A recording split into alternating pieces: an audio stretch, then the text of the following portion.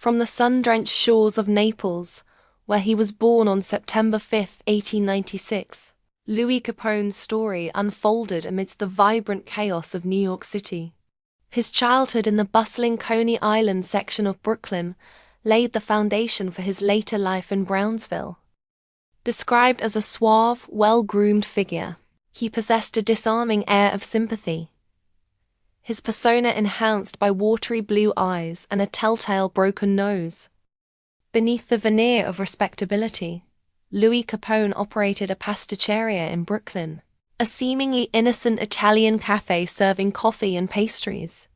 Yet, this charming establishment became a breeding ground for something far more sinister. It drew in local teenagers, including future street gang kingpins, Abe Reels and Harry Maione, who were lured by Capone's generosity, free food, and a sense of belonging. This seemingly benevolent act was a calculated move, a way to cultivate influence. Capone, with his suave charm, transformed these impressionable youths into his protégés, setting them on a path that would lead them down a dark and dangerous road. The dust settled on the Castellammarese War in 1931, and from the ashes rose a chilling enterprise, Murder Inc., Abe Reels and Harry Maione's street gangs, owned by years of Brooklyn brawls, transformed into a deadly network of contract killers.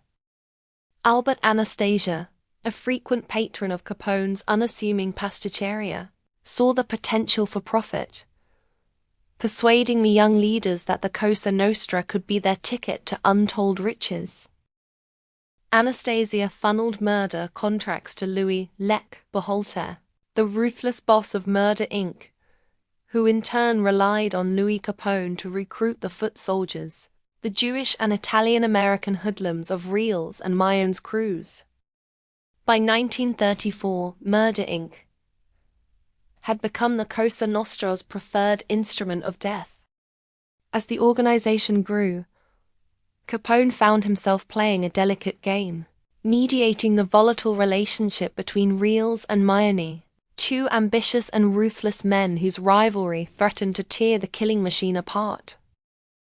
In the shadows of 1936, Louis Capone's role in a chilling act of violence solidified his place within the dark underworld. Joseph Rosen, a businessman whose trucking venture had been systematically dismantled by Louis "Lec" Berhalter, became a target. Fearful that Rosen would expose his criminal empire, Berhalter issued a deadly order.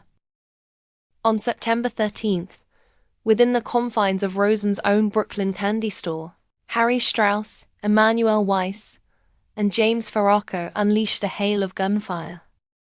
17 bullets silencing Rosen forever. Capone, the seemingly benign cafe owner, was the architect of this brutal execution, identifying the victim and meticulously orchestrating the gunman's deadly choreography. In the murky depths of 1939, Louis Capone's name was once again linked to a chilling act of violence, this time a tragic case of mistaken identity. Louis "Lec" Berhalter. Desperate to silence Philip Orlovsky, a mobster-turned-government informant, tasked Capone with orchestrating the hit. Capone, in turn, delegated the crucial task of identifying the target to Jacob "Cuppy" Migden. On a fateful July 25th, Migden's error proved fatal. He mistakenly pointed out Irving Penn, a publishing executive, to the alleged hitman, Gioacchino "Jack the Dandy" Parisi. In a cruel twist of fate, Penn was gunned down in front of his Bronx home, a victim of a deadly mix-up, a stark reminder of the brutal consequences of Capone's underworld machinations. The year 1940 marked the beginning of Murder Inc.'s undoing, a betrayal from within. Abe Reels, facing a 1933 murder charge, and swayed by his wife's desperate pleas, turned government witness, shattering the organization's code of silence. From his jail cell, Reels began to unravel the dark tapestry of Murder Inc., pointing fingers at his former comrades, including Louis Capone. By early 1941, Capone found himself indicted for the pen murder, a direct consequence of Real's damning testimony. Yet, fate intervened, and Capone would never face a jury for this particular crime. The gavel slammed down on November 30th, 1941, sealing Louis Capone's fate. He and his fellow defendants were found guilty of first-degree murder in the brutal 1936 slaying of Joseph Rosen, a verdict that, under New York state law, carried the ultimate penalty, death. For 2.5 years, a desperate dance of legal appeals ensued, culminating in a final futile plea before the United States Supreme Court. With all avenues of legal recourse exhausted, the condemned men turned to clemency, their petitions landing on the desk of the New York governor, only to be met with cold denial. On March 4, 1944, the stark reality of their sentence arrived.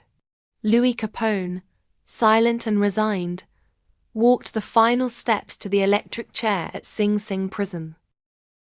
He left this world without a word, followed swiftly by Emmanuel Weiss and Louis Lech Boholter.